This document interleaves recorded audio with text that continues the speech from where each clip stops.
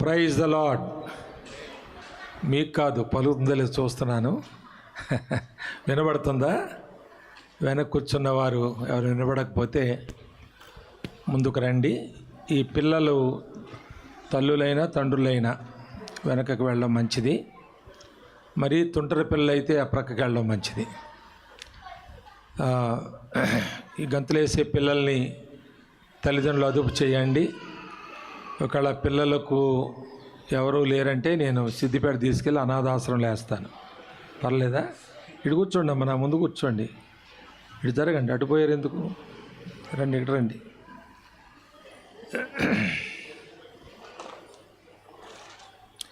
ఏమైపోయారు మీరు పొద్దుట? ఇప్పుడు కనపడుతున్నారు కొందరు. రండి, ఇక్కడ రండి, ఇటువైపుకి రండి. మంచిది. మరి యోహాను సువార్త 4వ అధ్యాయంలో ఒక జగమెరిగిన స్త్రీ ఉంది. ఎవరున్నారు? జగమెరిగిన స్త్రీ ఉంది. ఆమె పేరు చెబుతారా? నేనే మంచి పేరు పెట్టాను, ఆమె పేరే లేదు అసలు.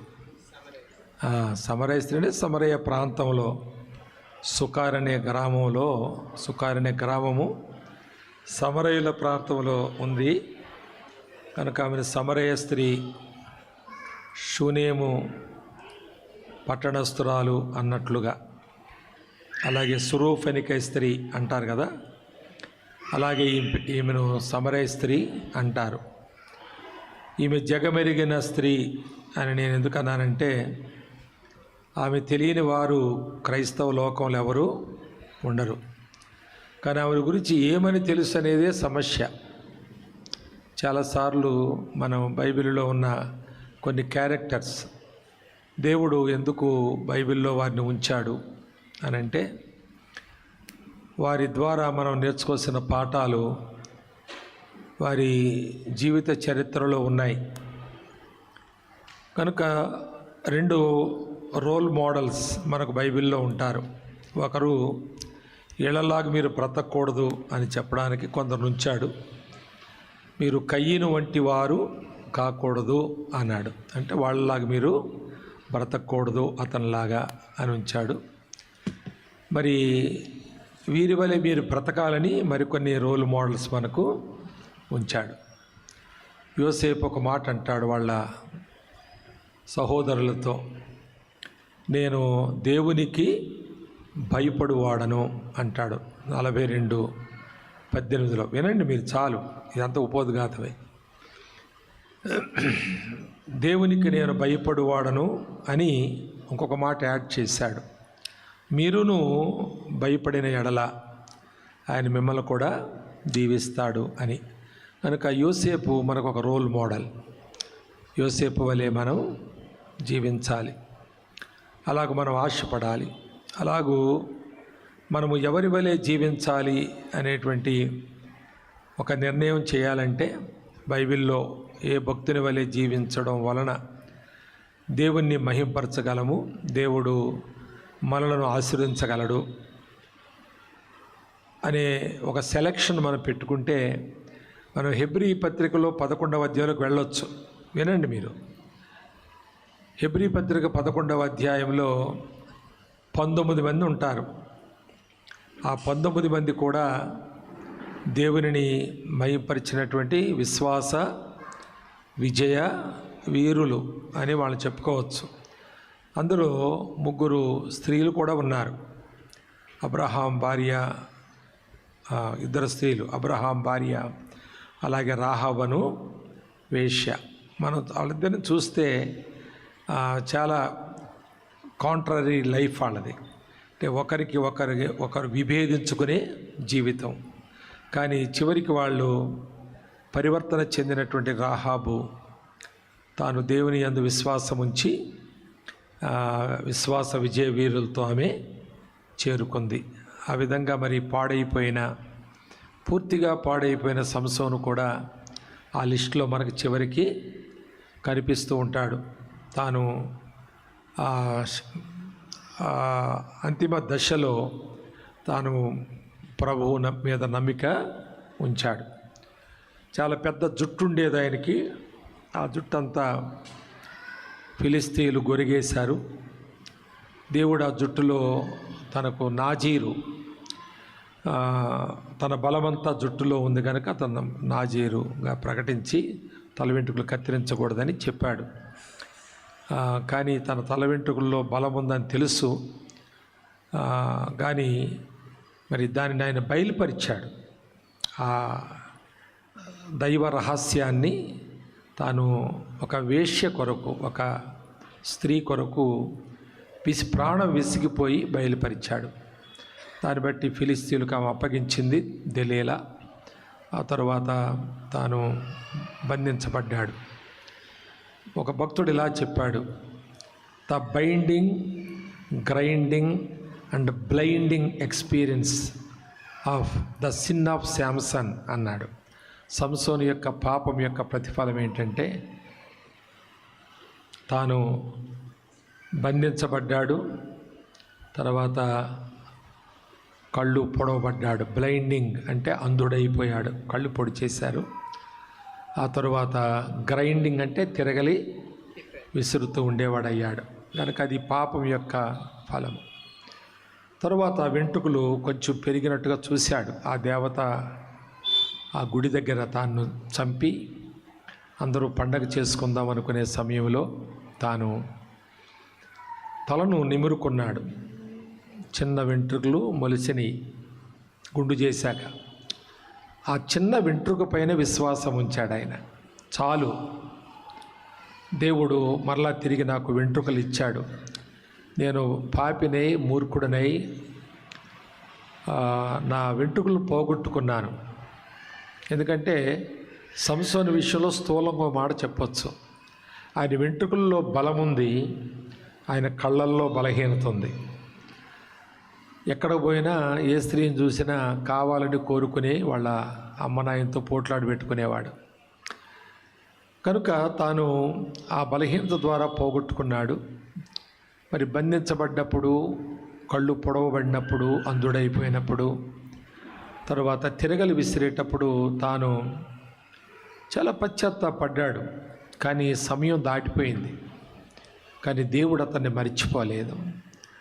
ఆ మనోహ తన భార్యకు వాగ్దానం చేసి ఒక కుమారుని ఇస్తాను, ఆ కుమారుడు ఫిలిస్తీయుల చేతిలోంచి ఇశ్రాయేలులను విడిపించును అని చేసిన వాగ్దానాన్ని ఆయన మర్చిపోలేదు. తల్లిదండ్రులు ప్రార్థన చేశారు ఆయన గురించి. మరి ఆ ప్రార్థన వ్యర్థం కాలేదు. మనోహ తన భార్య పేరు కూడా ఎక్కడో ఉంది, బైబిల్లో ఉంది అది, కానీ ఆమెదో కాదో కానీ మొత్తానికి ఆమె పేరు అదే అని కొందరు బైబిలు వ్యాఖ్యానితులు చెబుతారు. హజ్జలెల్పోని అని తనకు ఒక పేరుంది. సరే, వారిద్దరి ప్రార్థన వ్యర్థం కాలేదు. వారి విశ్వాస జీవితము కుమారునికి ఎంతో ఆపాదించారు. కానీ అతడు కళ్ళల్లో ఉన్న బలహీనత చేత స్త్రీలోలుడై తన యొక్క బలాన్ని పోగొట్టుకున్నాడు. అయినా చిన్న వెంట్రుక పైన అంతిమ దినమున, జస్ట్ బిఫోర్ హీ డై, చనిపోవడానికి కొంచెం ముందు తాను ప్రభు వైపు చూశాడు. ఆ చిన్న వెంట్రుకపై తనకున్న విశ్వాసము ఆ రోజు తన జీవిత కాలంలో తాను సంహరించినటువంటి ఫిలిస్తీయుల సంఖ్య కంటే ఆ రోజు ఎక్కువ మందిని తాను చంపాడని మనం న్యాయాధిపతుల గ్రంథంలో 16వ అధ్యాయంలో చూస్తాం. కనుక మనము ఎలాంటి వాళ్ళ రోల్ మోడల్ పెట్టుకోవాలి అంటే అర్థం ఏంటంటే, సంసోను గురించి అంత ఎక్కువసేపు ఎందుకు చెప్పానంటే, నేను అంతగా దిగజారిపోయినది నీ జీవితం లేదని ఉంటే ఉండొచ్చు. అంతగా నువ్వు దేవునికి దూరం అయిపోయిన ఒక విరక్తి భావం, ఒక భ్రష్టత్వం నీ మనస్సును పట్టుకొని దేవునిపై నీకు ఉండవలసిన విశ్వాసాన్ని వమ్ము చేసి నిన్ను దేవునికి దూరం చేసినటువంటి పరిస్థితులు నీకేమున్నా, ఏ బలహీనత చేత సంసోను వలె తన కళ్ళల్లో ఉన్న బలహీనత కొందరికి ఉంటుంది, కళ్ళల్లో కూడా బలహీనలు ఉంటారు. అలాగే వారి హృదయంలో కూడా బలహీనత కలిగి ఉంటారు. కొన్నిసార్లు తీరని ఆశ వాళ్ళకేదో ఆశ ఉంటుంది, ఆశ తీరదు. సంవత్సరాల తరబడి ప్రార్థిస్తారో లేక దేవునిని యందు విశ్వాసం ఉంచి వాగ్దానములను వాళ్ళు క్లెయిమ్ చేస్తారో, మొత్తానికి వారికి ఏదో ఆశ తీరుతుంది అని వారు అలాగే సంవత్సరాల తరబడి ఎదురు చూస్తారు. ఆ ఆశ తీరనప్పుడు కూడా దేవుని మీద వ్యసన పడతారు, అలుగుతారు. వాళ్ళని పౌటింగ్ బిలీవర్స్ అంటారు. అంటే అలిగే క్రైస్తవులు. సంఘాలు కూడా అలుగుతారు, సేవకుల మీద అలుగుతారు. సంఘములో ఉన్న సహోదరులు ఒకరి మీద ఒకళ్ళు అలుగుతారు. ఆ విధంగా మరి అలిగి దేవుడు దూరం అవుతారు. దేవునికి దూరం అవ్వడం అంటే అర్థం ఏంటంటే ఆత్మహత్య చేసుకోవడం. ఆత్మహత్య అంటే ఏంటి?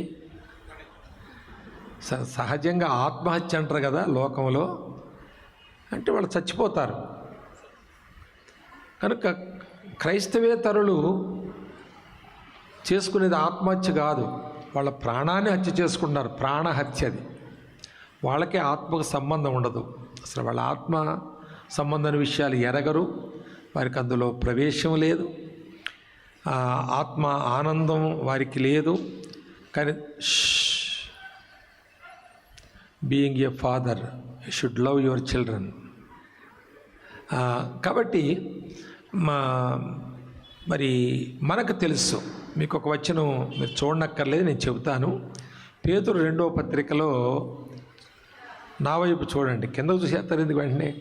2వ అధ్యాయంలో ఏం చెప్పాను? పేతురు 2వ పత్రిక ఏమన్నాను గుర్తుంచుకోండి. 2వ అధ్యాయం ఏమన్నాను? 2వ పత్రిక 2వ అధ్యాయం 21వ వచనంలో ఒక మాట ఉంటుంది. వారు నీతి మార్గమును నుండి తప్పిపోయిన వారు, దానిలో నుండి తప్పిపోయినటువంటి వారు అనే మాట చూస్తాం. అంటే మనము ఆత్మగల వాళ్ళము, మనకు నీతి మార్గం తెలుసు, అలాగే పరిశుద్ధ ఆజ్ఞలు కూడా మనకు తెలుసు. దేవుడు ఆజ్ఞాపించిన సంగతులను మరియు చిన్నప్పటి నుంచి కూడా సండే స్కూల్ నుంచి 10 ఆజ్ఞలు నేర్పిస్తుంటారు కదా, వాటిని మనం మల్టిప్లై చేసి బైబిల్లో చూస్తుంటాం మనం చాలా స్థలాల్లో.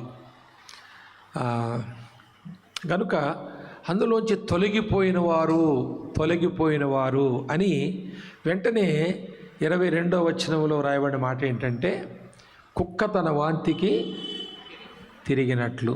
అంతే. అంటే వాంతికి తిరిగిన కుక్కలు లాగా క్రైస్తవులు ఉండకూడదు. ఏది విడిచిపెట్టాము, ఏది కాదన్నాము, ప్రభువు పేరట దేన్ని మనము ఒక అసహించుకున్నాము, దానివైపు మరలా వాంతి అంటే మనం మరలా అసహించుకునేదే కదా, దానివైపు మనము తిరగము. తిరిగితే కుక్క తన వాంతికి తిరిగినట్లు. 2వ మాట అందులోనే కడుగబడిన పంది మరలా బురదలో పొర్లినట్లు. కడుగబడిన పంది అంటే ఎవరు? క్రైస్తవులే. క్రైస్తవులు అనగా కడుగబడిన పందులు. ఇంతకుముందు బురదలో దొల్లినోళ్ళే కదా అందరూ, బురదలో పొర్లినోళ్ళే మనం అందరం. బురదలో పొర్లిన పంది స్వభావం. పందిలాగా మన మూతి లేదు, మన ఆకారం లేదు, 4 కాళ్ళతో మనం నడవలేదు, కానీ బుద్ధి మాత్రం పంది బుద్ధి, కుక్క బుద్ధి, పంది బుద్ధి, అలాగా తిరిగినటువంటి వాళ్ళు. క్రైస్తవులు అంటే కడుగబడిన పందులు. క్రైస్తవులు అనగా మాజీ పాపులు. మనమంతా ఎవరో చెప్పండి, మాజీ పాపులు, ఎక్స్ సిన్నర్స్ అంటారు కదా, ఎక్స్ ఎంప్లాయీ అంటారు, ఎక్స్ మిలిటరీ అంటారు కదా, అలాగే మనం కూడా ఎక్స్ సిన్నర్స్, మనం మాజీ పాపులు. మనం అందరం ఒకప్పుడు పాపులమే, ప్రభు కృపనిచ్చి మనలను విడిపించారు.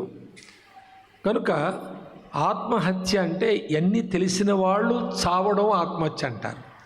ఇవేం తెలియని వాళ్ళు చచ్చింది ఆత్మహత్య కాదు, ప్రాణహత్య. వాళ్ళ ప్రాణాన్ని వాళ్ళు తీసుకున్నారంతే. మనం ప్రాణాన్ని మాత్రమే కాదు, ఆత్మను కూడా చంపుకుంటున్నాం. ఒక విధంగా బ్రతికున్నప్పుడే చంపుకుంటున్నాం. దేవుడికి దూరం అయినందువల్ల, దేవుని మీద అలిగినందువల్ల, దేవుడు నాకేం చేశాడు, దేవుడు నాకు ఎలాగెందుకు చేయాలి అనే ప్రశ్నలు మనకు పుడతాయి. వాటి పుట్టించేది శరీరము లేక సాతానుడు. దాని నుండి మనం వేరు కావాలి.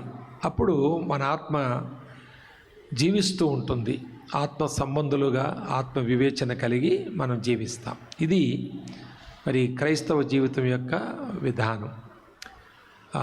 సంసోను మరి ఆ విధంగా చివరికి కూడా మనం ఏం చెప్పుకున్నామంటే, దేవుడు మనకు మాదిరిగా ఉన్నవాడిని పెట్టాడు. 11వ అధ్యాయంలో మీరు ఎవరినైనా ఒకటి సెలెక్ట్ చేసుకోవచ్చు. ఒక్కళ్ళని, అందరిలాగా ఎలాగ బతకలేములే మనం, కానీ కనీసం ఒక్కళ్ళన పట్టుకుని చచ్చే వరకు బతుకుదాం. వాళ్ళందరూ దేవుని చేత అంగీకరించబడిన వాళ్ళు కనుక మనలో కూడా దేవుడు అంగీకరిస్తాడు. అది నేను మీకు చెప్పొచ్చే మాట. అలాగే సమరయ స్త్రీ విషయంలోకి వచ్చినప్పుడు, ఈమె మరి బైబిల్లో ఒక అధ్యాయాన్ని ఆక్రమించుకుంది. అధ్యాయమే ఆమె కేటాయించబడింది. పరిశుద్ధ గ్రంథంలో ఒక్క మాట ఉంటే ఆ మాటకు విలువ ఎంతంటే, లోకమంతటి విలువ కంటే ఆ మాట విలువ గొప్పది. ఎందుకంటే అది దేవుని మాట గనుక. మరి ఒక అధ్యాయంలోనే ఒక మనిషి గురించి ఉందంటే ఇక ఆ మనిషి అంత గొప్పదో అని మనం ఆలోచించేయాలి. కనుక ఆమె మనకు మాదిరిగా ఉండడానికి దేవుడు ఇందులో ఉంచాడు. అయితే ఆమె ఫస్ట్ ఫేస్ అంటే one side of the coin and other side of the coin. ఒక రూపాయి బిళ్ళ ఉందనుకోండి, రూపాయి బిళ్ళ ఒక వైపున ఒక రకమైన ముద్రలు ఉంటాయి, మరొక వైపున మరొక రకమైన ముద్రలు ఉంటాయి. హెడ్ అండ్ టైల్ అంటుంటారు కొన్నిసార్లు. అలాగున మరి పాజిటివ్ లైఫ్, నెగిటివ్ లైఫ్ మన జీవితాల్లో ఉంటాయి. సాక్ష్యం అదే కదా. మన ఈ మధ్యలో నా జీవితం మార్చబడ్డానికి కారణం యేసు ప్రభు అని చెప్పి సింపుల్గా మనం సాక్ష్యం కలిగి ఉన్నాం. దాన్నే మనం చెబుతూ ఉంటాం. అలాగే ఆమెది ఆ ఫస్ట్ ఫేస్లో, సెకండ్ ఫేస్లో అన్నట్టుగా ఒక జీవితం మనం చూస్తే మరి ఒక విధానము, అలాంటి బ్రతకకూడదు అనే విధానము. రెండవ వైపు మనం చూసినప్పుడు బ్రతికితే ఇలాగే బ్రతకాలి అనే విధానం. ఒక్క మనిషిలోనే అటువంటి మార్పు. కాబట్టి ఇది మనం చూస్తున్నప్పుడు సమరయ స్త్రీ యొక్క కుటుంబ నేపథ్యం కొంత మీకు చెప్పాలని ఉంది నాకు. నేను చెబుతుంటాను, మీకు కూడా చెబుతాను.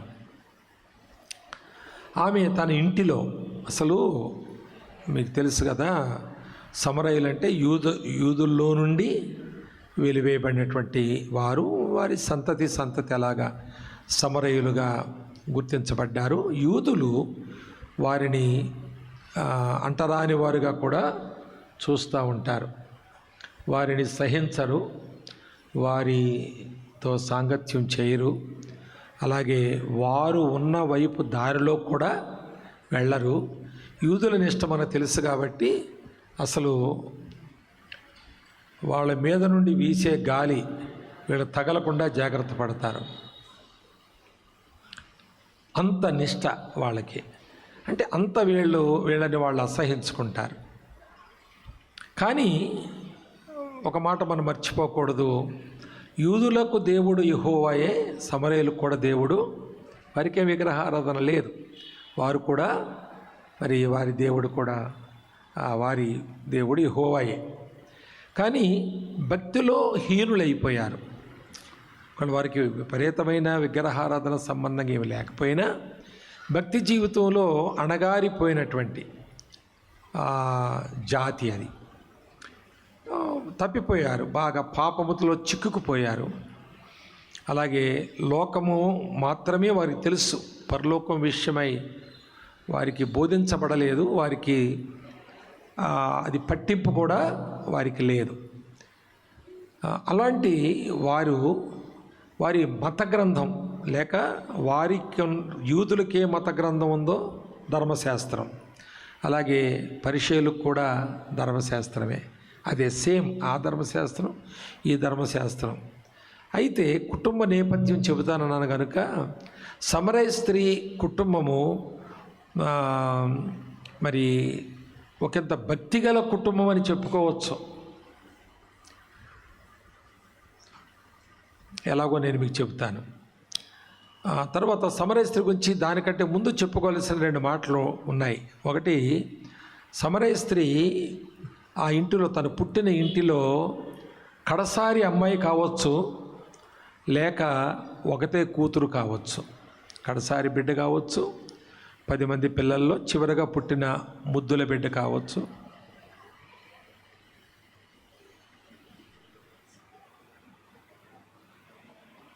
లేక ఒక్కతే కూతురు కావచ్చు ఆమె. ఎందుకు నేను ఆ మాట చెబుతున్నానంటే, వాళ్ళ తల్లిదండ్రులు ఆమెను ఎంతో ప్రేమించారు. ఆమె బ్రతుకును బాగు చేయడానికి, బ్రతుకు బాగుండాలని ఆమెకు మంచి యవనస్తుని వివాహం చేశారు.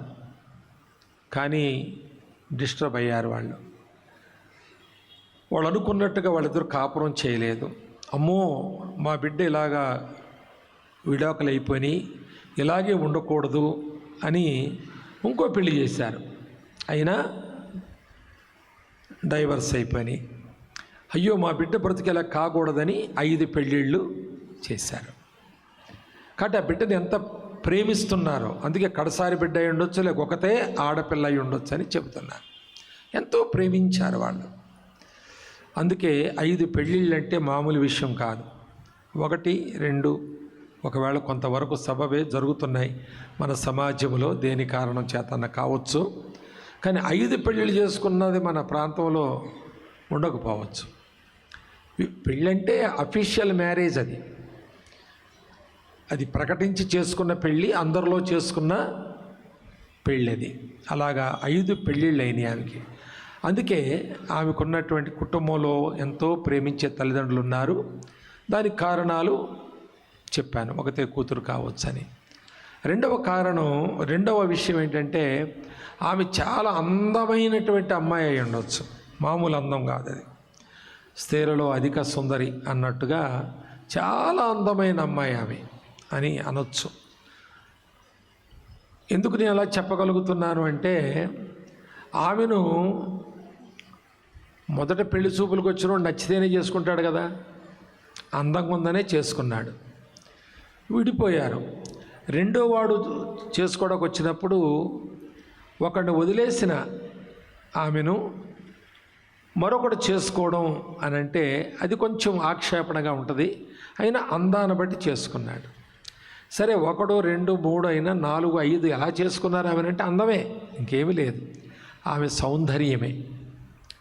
తరువాత కాలంలో ఆమె ఇక పెళ్ళిళ్ళ వ్యవస్థ వదిలేసి ఊరి వెలుపల మరొక పడుపు వృత్తిని ప్రారంభించింది. కనుక దారిపోయేటి వాళ్ళు కూడా ఆమెను ఆకర్షించగలిగినంత అందం ఆమెది. ఎంత అందం ఆమెదంటే, దారిపోయేటోళ్ళు ఆమెను చూశారంటే ఆగిపోవడమే, వల్లో పడిపోయిన చేపలాగా. ఆ విధంగా ఉన్నవాళ్ళు కూడా ఈ 4వ అధ్యాయంలో చూస్తున్నాం మనం. ప్రభువు చెప్పాడు కదా, ఒకడు నీ ఇంట్లో ఇప్పుడు ఉన్నవాడు నీవాడు కాడని చెప్పాడు కదా. కనుక ఆమె అందం అంత గొప్పది అని చెబుతున్నాను నేను. సరే, మొదటిగా మనం జ్ఞాపకం చేసుకున్న వారి కుటుంబం ఒకంత భక్తిగల కుటుంబం అని చెప్పడానికి కారణం ఏంటంటే, ఈమెకు ఆధ్యాత్మిక సత్యములు చాలా తెలుసు.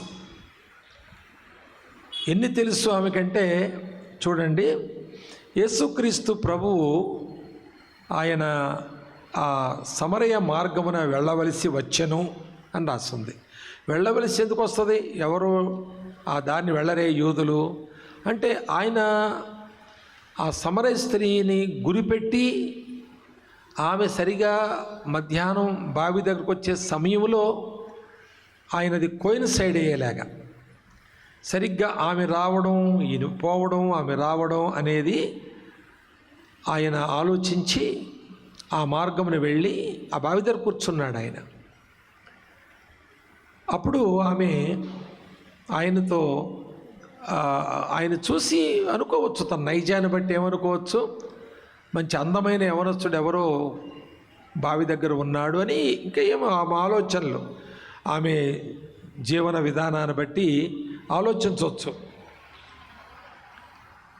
ఎన్నో ఆలోచనలు మెదులుతాయి ఆమె యొక్క మెదడులో. కానీ యేసు ప్రభు ఆలోచన ఒకటే, ఎలాగైనా ఆమెను రక్షించాలని. ఒకవేళ ఆమె ఈ యవనస్తుడు నా కొరకే కూర్చున్నాడేమో అని ఆమె అనుకుంటే, మరి యేసు ప్రభును నువ్వు ఎందుకు కూర్చున్నావు ఇక్కడ అడిగితే ఆమె కొరకే కూర్చున్నానంటాడు. ఆమె అనుకున్నది నిజమే, ఈయన చెప్పేది నిజమే. కానీ ఆమె ఎందుకు కూర్చున్నాడని ఆమె అనుకుంటుందో అందుకు ఆయన కూర్చోలేదు అక్కడ. అదొకటే తెలియదు ఆమెకు, అంతే. ఆమె నైజాన్ని బట్టి, గుణలక్షణాన్ని బట్టి, ఆమె పాపేచ్ఛలను బట్టి, శరీర సంబంధమైన ఆ దౌర్భాగ్యపు ఆలోచనలు ఆమె కలుగుతాయి. కానీ ప్రభువు ఆమెను రక్షించడానికి కూర్చున్నాడు అనేది తర్వాత మనకు అప్పుడు ఈ బైబిల్ లేదు కదా, ఈ యోహాను సువార్త లేని కాలంలోది కదా, మనకు ఉంది కాబట్టి మనం తెలుసుకుంటున్నాం. అది ఇప్పుడు కూర్చున్నాడు అక్కడ. కూర్చుని ఈ యవనస్తుడు ఎవరు, ఆజానుబాహుడు, అందంగా ఉన్నాడు, జస్ట్ 30 ఇయర్స్ దాటిని అంతే. కాబట్టి నవ యవనస్తుడుగా కనపడుతున్న ఈయనెవరు ఎవరు ఎవరు అని అనుకుంటున్న సమయంలో ఆమె ఏమి ఎరగనట్టుగా మనస్సులోనే కలిగి బావిలో నీళ్ళు తోడుకొడగలుగుతుంటే ఈయన పలకరించాడు ఆమెని, నాకు దాహమునికిమ్మని అడిగాడు. అప్పుడు అనుకుని ఉండొచ్చు, అయితే నేను అనుకున్నది నిజమే అంటే ఆమె ఆలోచనలు నిజమే అనుకునేటట్లున్నాయి. ఈ అబ్బాయి నన్ను పలకరించాడు కాబట్టి నా మీద ఏదో దృష్టి ఉంది అనుకోవచ్చు. అందుకు ఆమె ఇచ్చిన జవాబు చూడండి 9వ వచనంలో, యోహాను సువార్త 4వ అధ్యాయం. ఇప్పుడు తీయండి, యోహాను సువార్త 4వ అధ్యాయము 9వ వచనంలో, ఆ సమరయ స్త్రీ, యూదుడవైన నీవు సమరయ స్త్రీనైన నన్ను దాహమునకిమ్మని ఎలాగూ అడుగుచున్నావని ఆయనతో చెప్పాను. ఎలాగనగా యూదులు, ఇది సౌండ్ బాబు ఎవరో ఇంజనీర్, సౌండ్ ఇంజనీర్ ఎక్కడున్నాడో నన్ను తిప్పలు పెడుతుంది ఇది.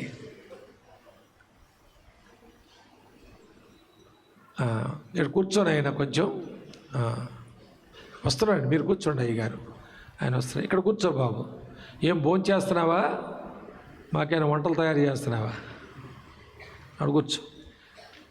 హమ్మింగ్ వస్తుంది కొంచెం, తర్వాత సౌండ్ కూడా బ్యాలెన్స్ అవ్వలేదు, బేస్ ట్యూన్ చేయాలి. Right, praise the lord. Thank you. కూర్చో, అక్కడ కూర్చో. కానీ అస్తమానం తిప్పక దాన్ని ఏమన్నా ఒకసారి పెట్టేసి కూర్చో అంతే. ఇక్కడ ఏమంటుంది, ఎలయనగా యూదులు సమరయులతో సాంగత్యము చేయరు. ఎలా తెలుసు ఆమెకి ఆ మాట? యూదులకు సమరయులకు ఉన్నటువంటి ఆ మధ్యలో ఉన్న విభేదం ఎప్పుడో వీళ్ళ తాతల నాటి సంగతి అది. అప్పటి నుంచి వాళ్ళు అలా వస్తుంది ఆ సమరయ జాతి. ఎలా తెలిసి ఈమెకి అంటే యూదులు ఎవరో, వారి యొక్క నిష్ఠ ఏంటో, యోధా మతాచారాలేంటో అన్నీ ఈమెకి తెలిసినాయి. ఎక్కడ నేర్చుకుందంటారు? చిన్నతనంలో మన సండే స్కూల్లో పిల్లలు నేర్చుకున్నట్లుగా తన ఇంటిలోనే ఒక భక్తిగల కుటుంబం. అని అందుకే నేను తండ్రి తల్లి, ఒకళ్ళ అన్నలు ఉంటే వాళ్ళు, అక్కలు ఉంటే వాళ్ళు, లేక ఒక్కతే అయితే దగ్గర కూర్చోబెట్టుకుని చెల్లికెన్నో ఆధ్యాత్మిక పాఠాలు నేర్పించారు. కనుక ఆ భేదం యోధా మతాచారాలన్నీ ఆమెకి తెలుసు. రెండవ చూడండి, రెండవ మాట ఆయనతో మాట్లాడుతుంది. మరి అయ్యా, మరి జీవజలాన్ని ఆయన ఇస్తానంటే 11వ వచనంలో, అప్పుడు ఆ స్త్రీ, అయ్యా ఈ బావి లోతైనది అంటే బావి ఎంత లోతో కూడా తెలుసు ఆమెకి. అది కూడా ఆమె లెక్కల్లో ఉంది. అమ్మ ఆ పాప బాబు తీసి వెనక్కి వెళ్ళమ్మా, దూరంగా వెళ్ళు, చెవులు మాత్రం ఇక్కడే ఉన్నాయి, నీ చెవులు. బావి లోతు తెలుసు ఆమెకి. అంతేకాదు ఇంకేం తెలుసు,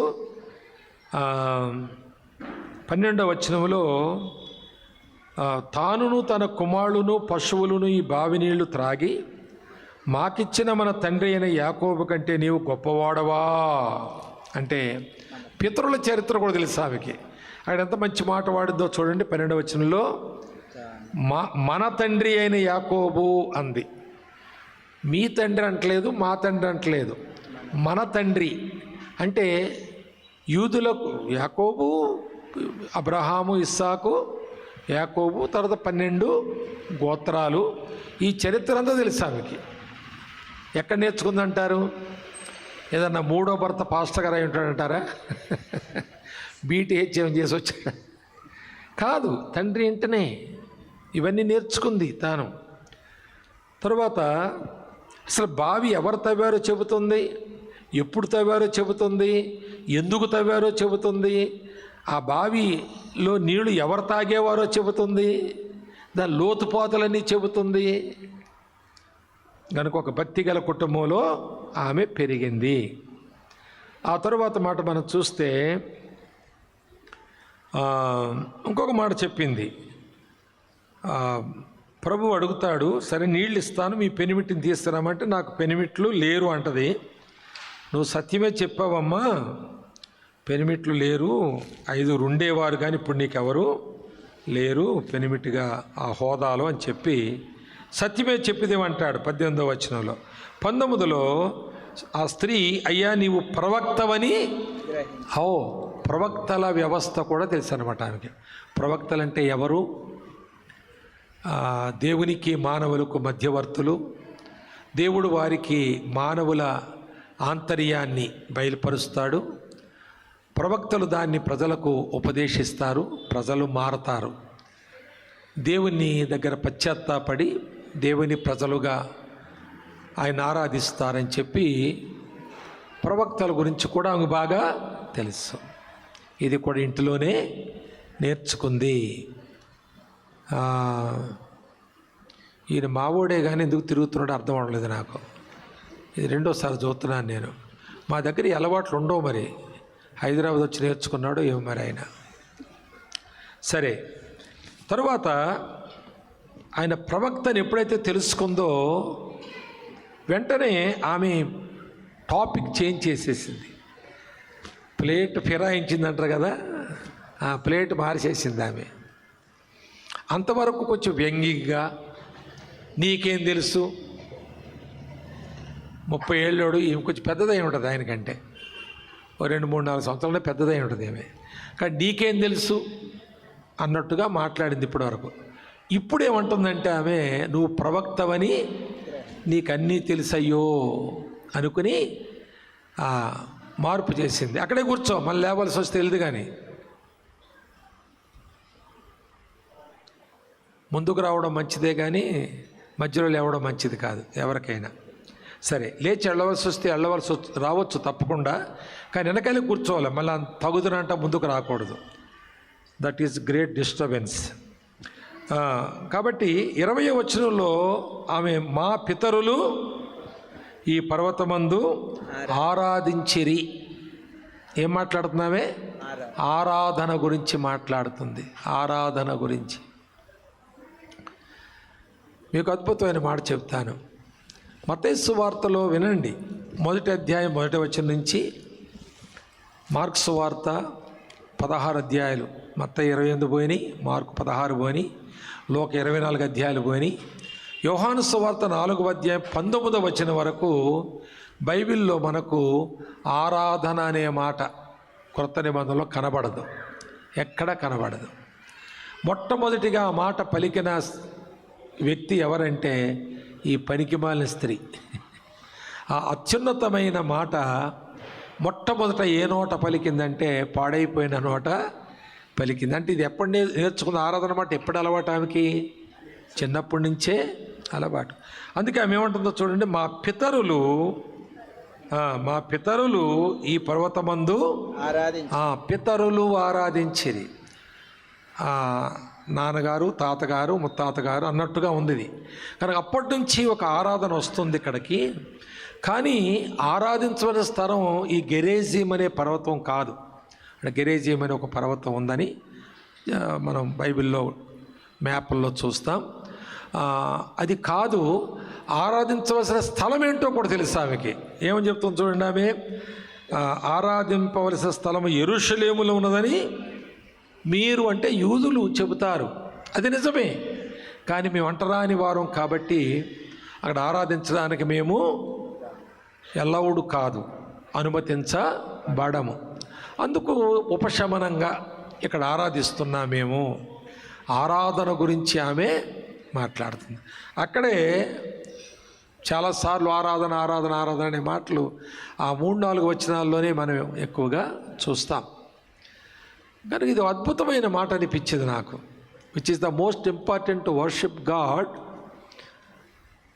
ఇది revealed by a prostitute, a wayward woman.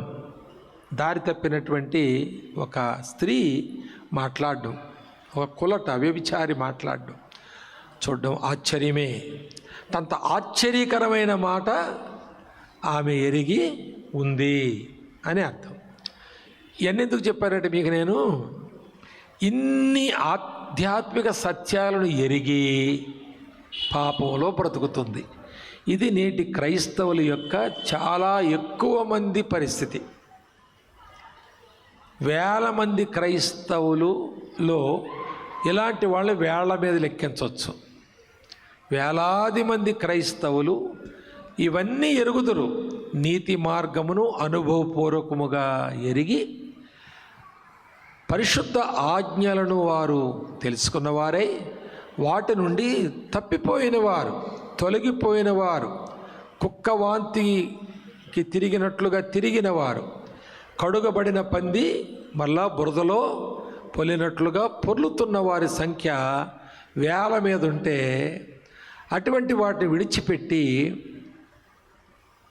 యథార్థముగా ప్రభువును ఆరాధించేటువంటి వారు వేళ్ల మీదే లెక్కించవచ్చు.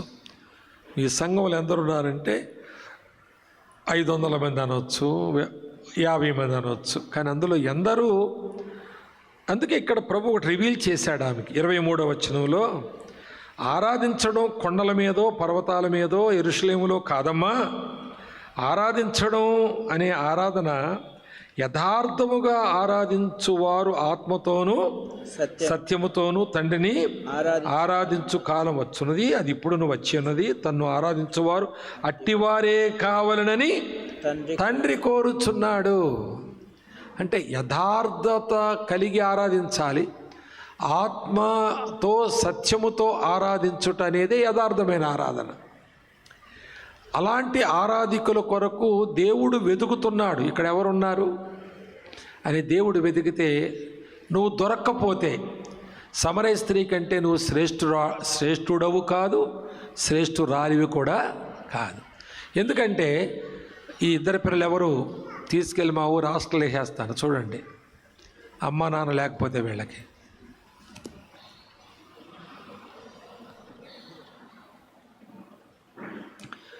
తల్లిదండ్రులు ఇలాగ ఎలా చేయకూడదు పిల్లల్ని. దయచేసి మీరు వెనక్కి కూర్చొని నేను ముందే చెప్పాను, అక్కడ పిల్లలు ఆడుకుంటారు, మీరు వింటూ ఉండండి.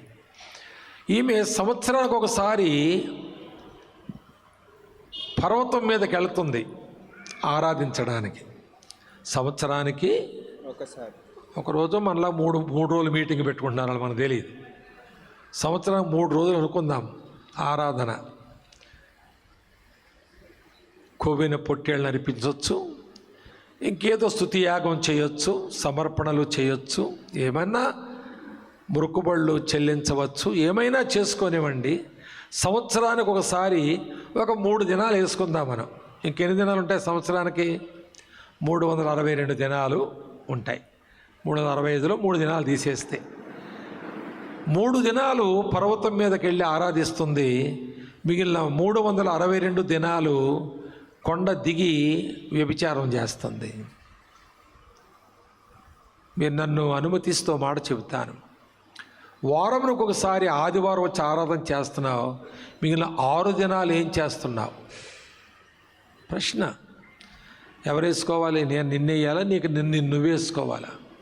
నిన్ను నువ్వేసుకోవాలి. ఆ ప్రశ్న మీరెవరో నేను ఎరగను. మా బిడ్డలు కొందరు వచ్చారు ఈరోజు నాకు ఇక్కడ దగ్గర, మా దగ్గర వాళ్ళు ఇక్కడికి వచ్చారు.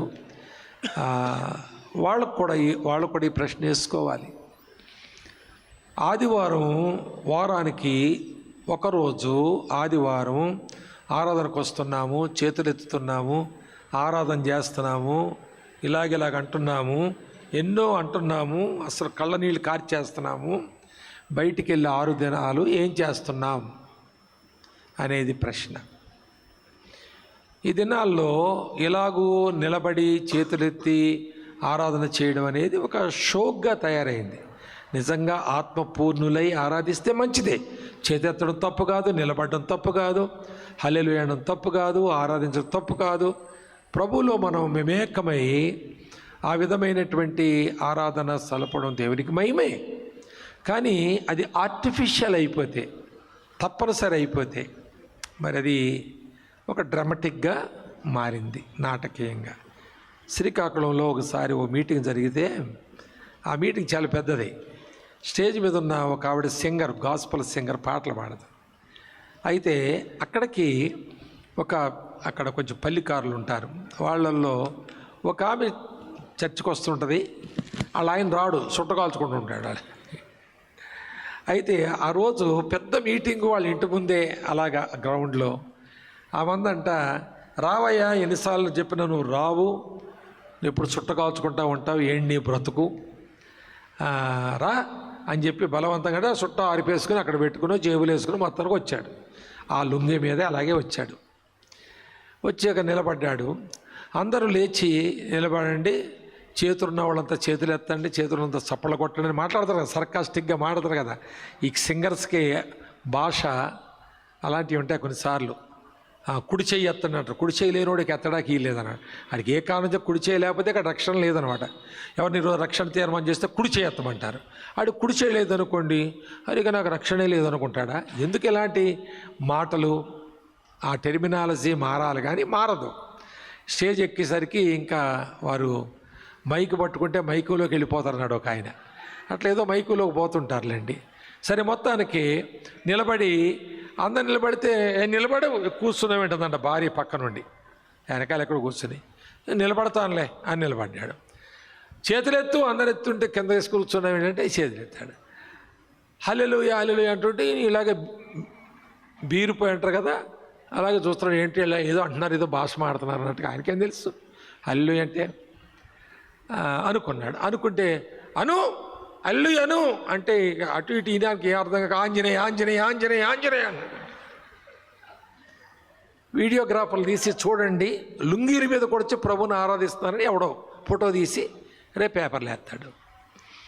కనుక ఈ విధంగా చాలాసార్లు ఒక నాటకీయమైన క్రైస్తవ్యం ఆరాధనలు తయారైపోయినాయి. అందుకే ఈ ప్రశ్న వేస్తున్నాను నేను.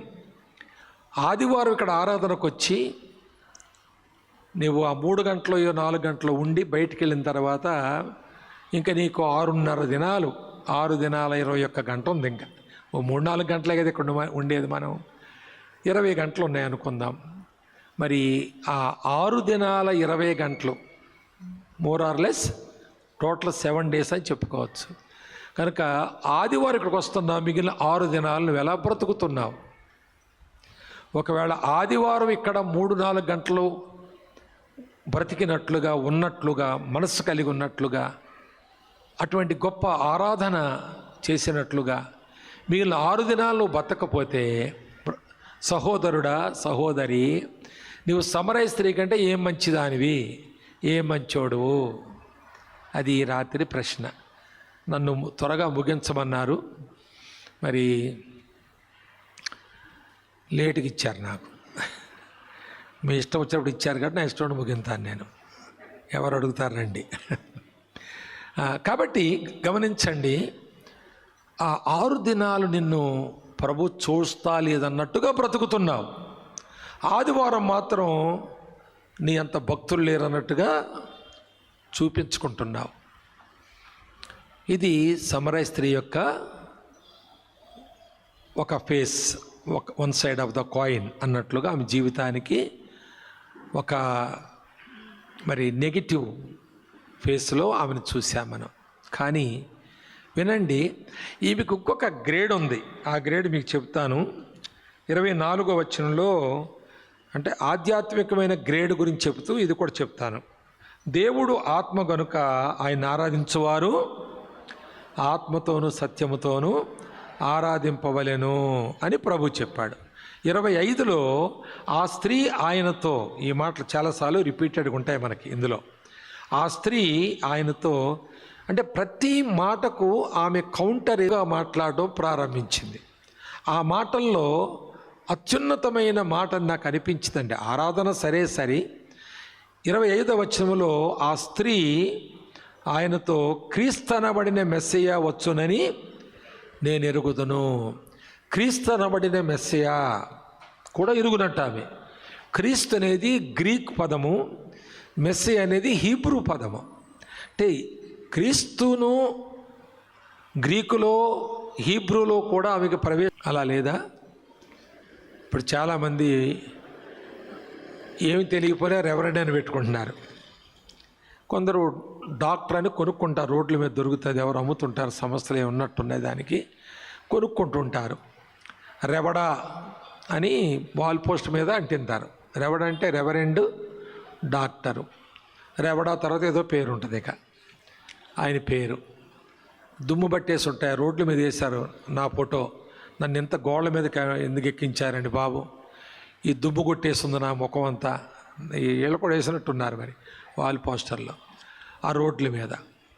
గోదావరి కన్నా ఒకటి ఉంది మా సైడు, అక్కడ పశువులు ఉంటాయి కానీ గడ్డి ఉండదు. వాటికి గడ్డి ఉండదు గట్ట ఏం చేస్తాయంటే సినిమా వాల్ పోస్టులు తింటుంటాయి. ఆ సినిమా వాల్ పోస్టులు అంటించే గోళ్ళకే ఈ మీటింగ్లు వాల్ పోస్టులు అంటింటారు. రెవడాలి, రెవరెండు డాక్టరు ప్రకాష్ అనుకోండి, నాదే అనుకోండి, అక్కడ అంటింటారు. అది వచ్చి గాడిదో గొర్రెో బర్రెో తింటుంది.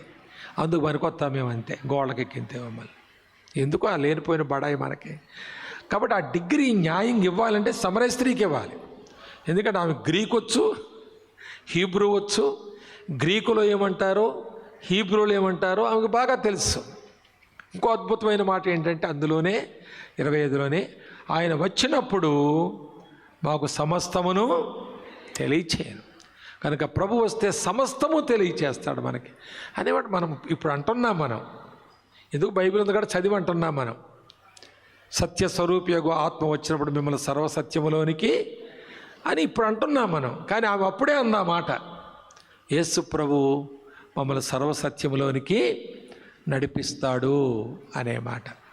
కనుక ఇంత అత్యున్నతమైన ఆధ్యాత్మిక సత్యములు తెలుసుకుని ఆమె ఎలా జీవిస్తుంది? పాపములో జీవిస్తుంది. ఇది అనేక మంది క్రైస్తవుల చరిత్ర. ఆమె ఇటువంటి తర్వాత మనం చదివితే నెక్స్ట్ పారాగ్రాఫ్లో మనం చదివితే 27 నుంచి 42 వరకు ఈ భాగం ఉంటుంది కదా, మనం ఆ పారాగ్రాఫ్ ఉంటుంది. మనం అక్కడ వరకు చదివితే అక్కడ మనకు కొన్ని సత్యాలు తెలుస్తాయి ఆమె మార్పు తర్వాత. ఆ సత్యాల్లో నేను ఇలా చెబుతాను వినండి. ఆమెను గురించి 3 విషయాలు చెప్పొచ్చు. ఒకటి, ఆమె ఇన్ని ఆధ్యాత్మిక సత్యాలు తెలిసి ఊరి వెలుపల ఒక సిగ్గుమాల జీవితం జీవిస్తూ ఉంది.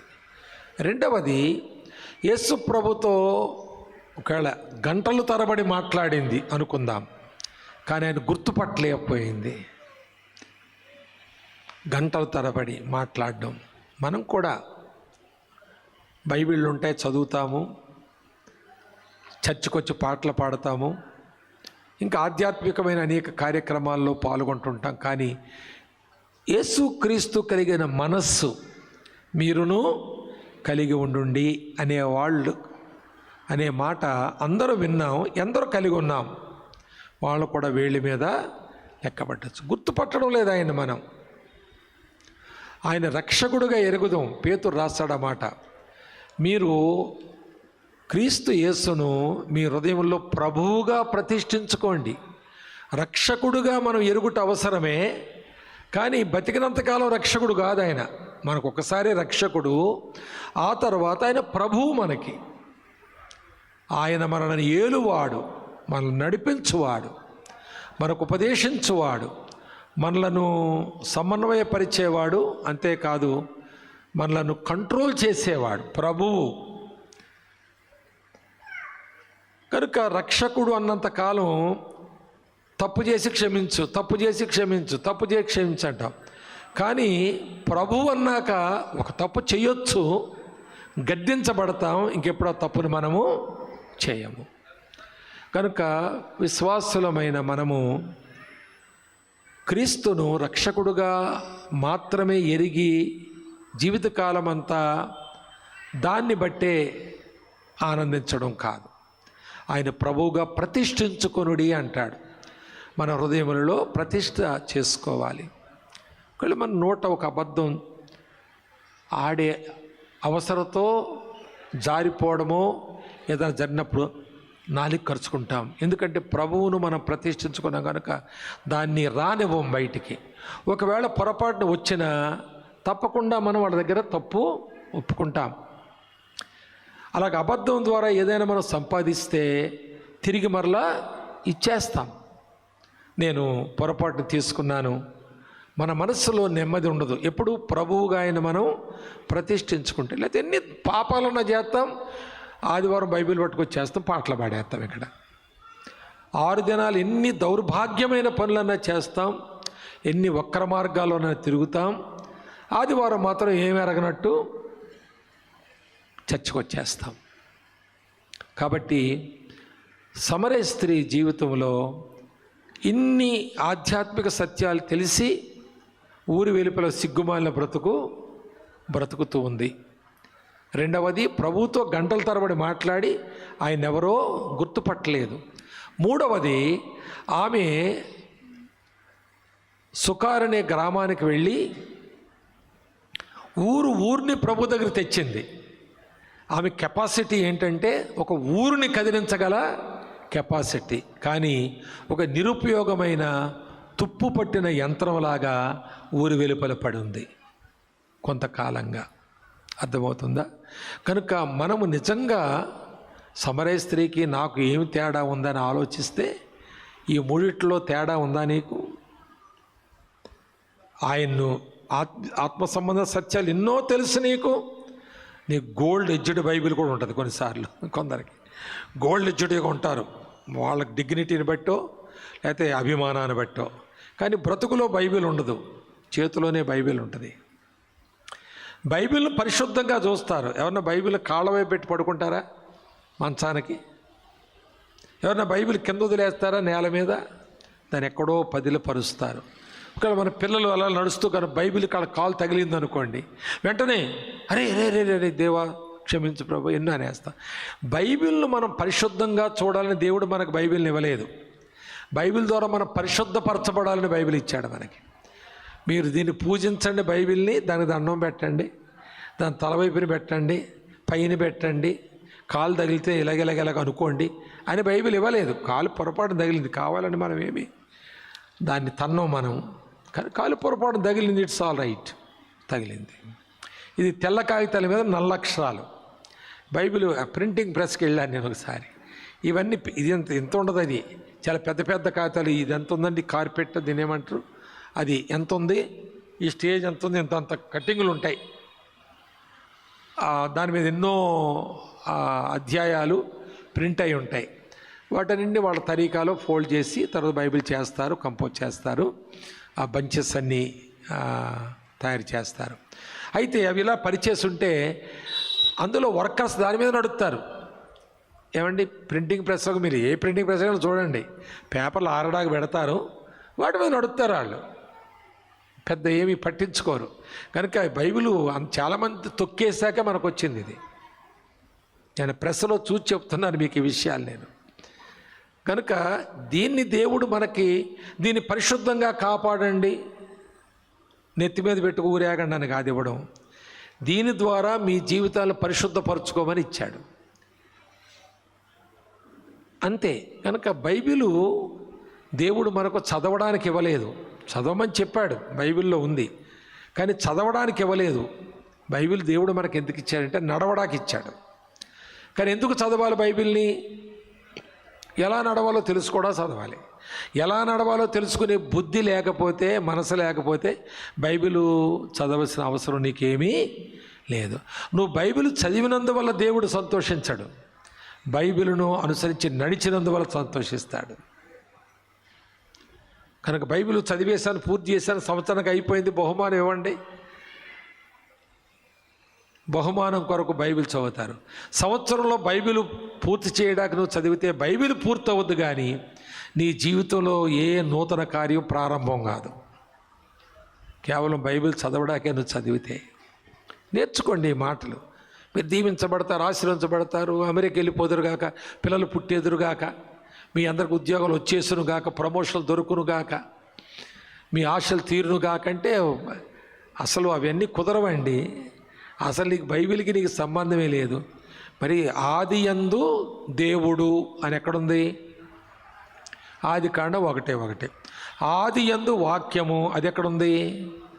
యోహాను 1:1. ఎందుకు అది ఆది యందా, ఇది ఆది యందా? ఆది యందు దేవుడు కరెక్టా, ఆది యందు వాక్యం కరెక్టా? రెండు ఒకటే అని అర్థం. ఆది యందు వాక్యం ఉండెను, వాక్యము దేవుని యొద్ద ఉండెను, వాక్యము దేవుడై ఉండెను, ఆ వాక్యమే కృపా సత్య సంపూర్ణుడుగా వచ్చి మన మధ్యలో నివసించెను. వాక్యమే. గనుక దేవుని వాక్యము ఎరగకనే ఏదో బైబిల్ అంతా పూర్తి చేశాను, 31,102 వచనాలు ఉంటాయి బైబిల్లో.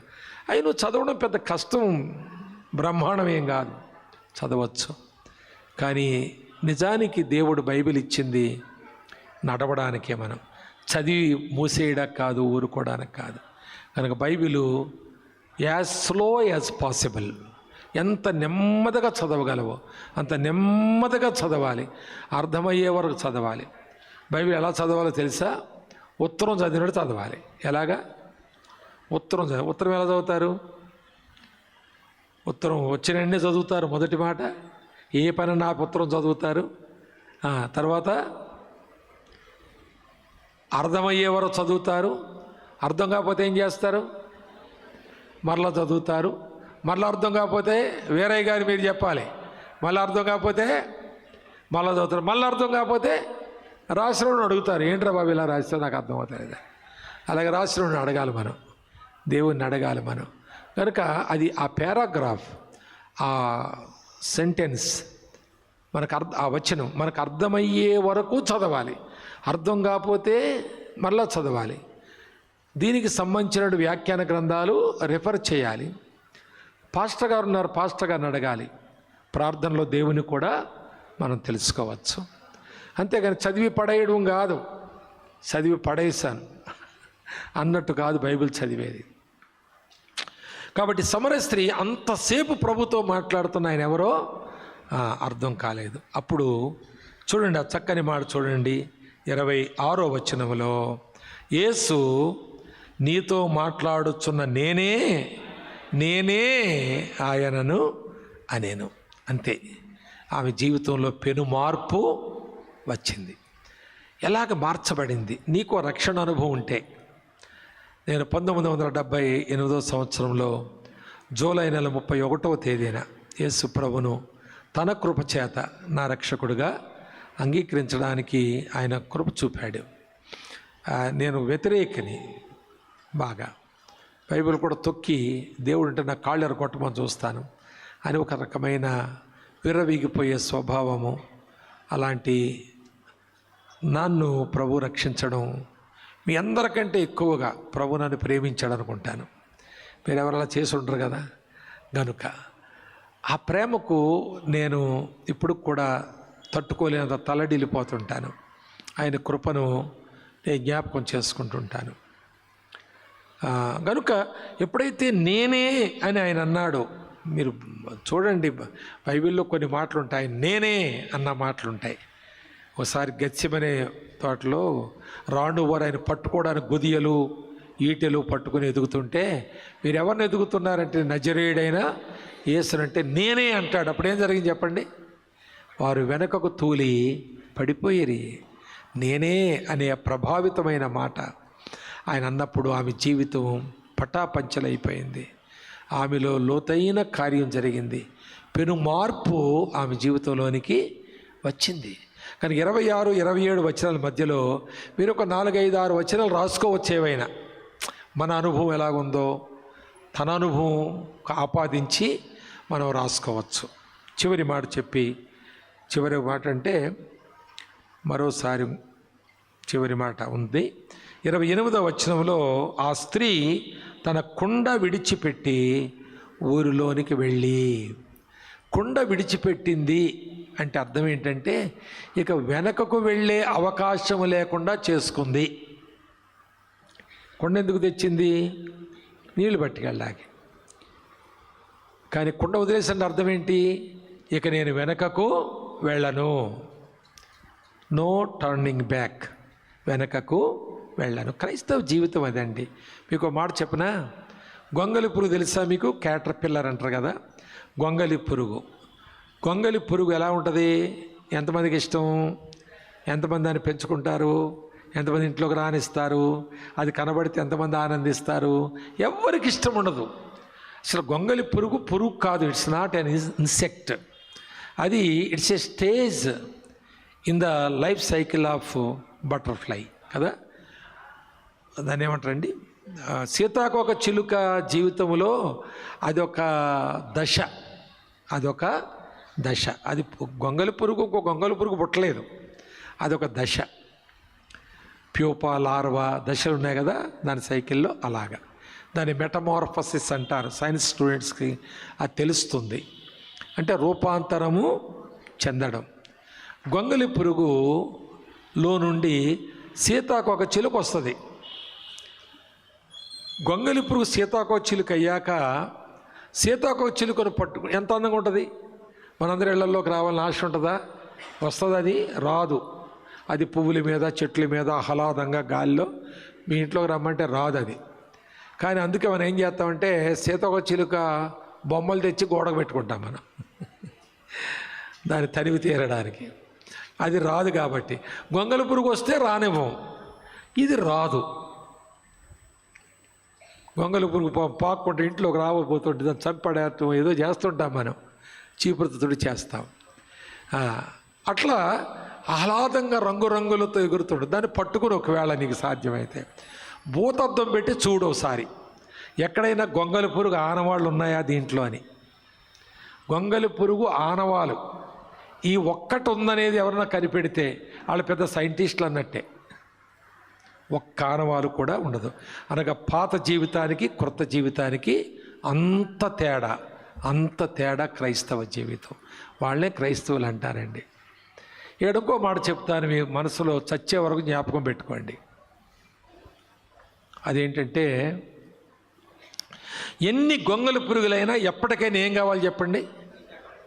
అవలసిందేనా? కానీ ఏ ఒక్క సీతాకోక చిలుకైనా తిరిగి గొంగలి పురుగు అవుద్దా? ఎంతమంది క్రైస్తవులు గొంగలి పురుగులు అవుతలేదు? మళ్ళా వస్తున్నారు, బాప్తీసం తీసుకుంటున్నారు, మునుగుతున్నారు. మొన్న 3 రోజులు వస్తున్నారు, 3 వారాలు వస్తున్నారు. ఆ తర్వాత మరలా గొంగలి పురుగుల్లాగా ఆదివారం వచ్చి ఇక్కడ ఆరాధన చేసి ఇంత కాదని గేటు దాటాక ఇక్కడంతా రెపరెపలాడతారు. సీతాకోక చిలుకలాగా గేటు దాటాక గొంగలి పురుగులా పాకుపోతారంతే. ఏంటి జీవితాలు? ఏమి జీవితం? ఈ కూడికలు అందుకే ఒకవేళ యోహాను గారు ఏర్పాటు చేశారేమో, ప్రభా భారం, ఈ ఖర్చు. నేను అన్నాను, ఎందుకండి ఇంత ఖర్చు మీకు? మీ సంఘంలో ఉన్నవాళ్ళు మీ చర్చిలో పెట్టుకోపోయారని నేను వచ్చేవాడినే కదా, ఎందుకు ఇవన్నీ హంగామాలు మనకి? ఖర్చుతో కూడి కదా. ఆ వాల్ పోస్టులు ఎందుకు రోడ్ల మీద? మేమంతా మమ్మల్ని దుమ్ము కొట్టించేశారు మీరు అని చెప్పాను వచ్చిన వెంటనే నేను. కాబట్టి నిజంగా నీ జీవితము భూతద్దం పెట్టి చూసినా గొంగలి పురుగు ఆనవాళ్ళు నీకు దొరకకూడదు. నా టైం అయిపోయినట్టుంది. ఆ గొంగలి పురుగు ఆనవాళ్ళు దొరకకూడదు. దొరుకుతున్నాయా? అలా దొరికితే నీకు సమరయ స్త్రీకి ఏం తేడా ఉంది పాత జీవితానికి? కొత్త జీవితంలో కుండ విడిచిపెట్టిందంటే పాపమును వెనకాల పాపపు జీవితానికి వెనక్కి వెళ్లకుండా సీతాకోక చిలుక గొంగలి పురుగు కాకుండా కాపాడుకుందామే. తర్వాత ఊర్లోకి వెళ్ళి సాక్షిగా జీవించి చివరి మాట చెప్తాను, బైబిల్ మూసేసి చెప్తాను నేను మీకు. తర్వాత 39, 40 వచనాలు, 41 వచనాలు మనం చూస్తే అక్కడ ఆమె జీవితం మార్చబడిన తర్వాత సమరయ సుకార్ అనే గ్రామంలో వాళ్ళంతా ప్రభువుని నమ్ముకుని వాళ్ళందరూ ప్రభువుని వేడుకున్నారు 2 రోజులు మాతో ఉండమని. రాస్తుంది అక్కడ. ఉన్నాడు ఆయన ఉన్నాడు, నమ్మినోళ్ళు ఉన్నారు, ఈమె కూడా. వాళ్ళంతా అంటున్నారు, అమ్మా నీవు ఎలా బతికితే బతికావు కానీ రక్షణ మాకు చూపించావు, నీ దయ వల్లే మాకు ఈ భాగ్యము దొరికిందని అందరూ కొనియాడుతున్నారు. ఇంతలో మరి ఇంటికాడ ఒకడు ఉన్నాడు కదా, ఇప్పుడున్నవాడు నీవాడు కాడు, వేరే ఆమెవాడు ఇంటికాడ ఉన్నాడు కదా. ఆడికి నీళ్ళే, ప్రొద్దు నుంచి నీళ్ళే లేవు ఆడికి ఛాయ్ లేదు, కాఫీ లేదు, ఏమీ లేదు. నీళ్లు పట్టుకొస్తాను వచ్చింది, మళ్ళీ వెనక్కి వెళ్ళలేదు. అసలు ఇవేమైపోయిందని వెతుక్కుంటూ వస్తే బావి దగ్గర కొండ ఉంది కానీ మనిషి లేదు. అంత దూరాన్న మాటలు వినిపిస్తున్నాయి, పాటలు వినిపిస్తున్నాయి. ఏంటని చూడడానికి వెళితే అందరూ ఈమె కట్టేసుకొడుతున్నారేమో ఆయన అనుకుంటే అందరికి దండం పెడతా ఉన్నారు. గమనించండి, ఇక్కడ మాట చెబుదాం అనుకుంటున్నాను నేను ముగింపులో. పాపమును ఆమె విడిచిపెట్టింది, కానీ పాపము ఆమెను విడిచిపెట్టలేదు. అది తరువుకొస్తుంది, వెతుక్కుంటూ వస్తుంటుండగా ఆమె కనబడింది. పాపం వచ్చి మీద పడవచ్చు, వాడొచ్చి చేయబట్టి లాకపోవచ్చు, కానీ అక్కడ ప్రభు ఉన్నాడు. యేసు ప్రభు అంటే he was the man of the days. ఆ కాలములో ప్రఖ్యాతి చెందిన ఒక పేరు అది. కనుక ఆయన చూసి అమ్మో ఇక నాకు దక్కదు అనుకున్నాడు, వెళ్ళిపోయాడు. పలాయనం చిత్తగించాడు, పోయి ఉంటాడు. ప్రియులారా, ఆ తరువాత తన జీవితం పాపమునకు అందకుండా బ్రతికింది, పాపమునకు దొరకకుండా బ్రతికిందండి. అది క్రైస్తవ జీవితం. సమరయ స్త్రీ ఒకవైపు జీవితాన్ని మనం చూస్తున్నాం, మార్చబడిన జీవితాన్ని సింపుల్గా చూసాం. ఎన్నో సంగతులు మీరు ధ్యానం చేయొచ్చు, అందులో సింపుల్గా చూసాము. నీ జీవితం అంతకుముందు ఎంతో చెల్లాచెదరైపోయిన, దారి తెన్నులేని, నీతి నియమము లేని, గురిలేని నీ బ్రతుకు ప్రభువులోకి మార్చబడితే ఎంత ఔన్నత్యం. ఒక అధ్యాయం ఆక్రమించిన చరిత్ర ఆమెకు దొరికింది. జీవగ్రంథములో నీ పేరు రాయబడి ఉంటే, జ్ఞాపకార్థ గ్రంథంలో నీ పేరు చరిత్ర రాయబడి ఉంటే, పుస్తకములు తెరిచి ఆనాడు ప్రభు సర్వలోకం ఎదుట చదివితే నీకెంత మెప్పు, నీకెంత ఘనత. ఈ కొద్ది కాలపు పాప జీవితాన్ని, స్వార్థ జీవితాన్ని, ఆశలు దురాశలతో నువ్వు బ్రతికే జీవితాన్ని నువ్వు విరమించుకోగలడానికి ఈ సంఘం, ఈ వాక్యం, ఈ సమూహంలో నీకు అవకాశం ఉంది. ఇంకా మారకపోతే ఆదివారం ఆరాధన చేసి 6 దినాలను విచ్చలవిడిగా బ్రతికితే సమరయ స్త్రీకి నీకు ఏ తేడా లేదు. తల్ల వంచండి, ప్రార్థన చేసుకుందాం. పాస్టర్ గారు వచ్చి ప్రార్థన చేసి ముగిస్తారు. తల్ల వంచండి. సమరయ స్త్రీ 2 జీవితాలు ఉన్నాయి. నీ జీవితం ఏ జీవితంలాగుంది నువ్వే ఆలోచించుకో. నేను కాదు, పాస్టర్ గారు కాదు, మరొకరు కాదు, నువ్వే ఆలోచన చేసుకో. నెగిటివ్గా జీవించిన జీవితం నీకు వివరించబడింది, పాజిటివ్గా నీకు చెప్పబడిన మాటలు కూడా నువ్వు విన్నావు. నువ్వు ఇంకా వెనకకు వెళ్ళనంతగా మారిపోయావా? ఇంకా గొంగలి పురుగు ఆనవాళ్ళు 6 దినాలు కనబడుతున్నాయి, సీతాకోక చిలుకలాగా ఆదివారం ఎగురుతున్నావా అనేది నేను నువ్వే పరీక్షించుకోవడం మంచిది. లేదు, వెళ్ళిపోతా.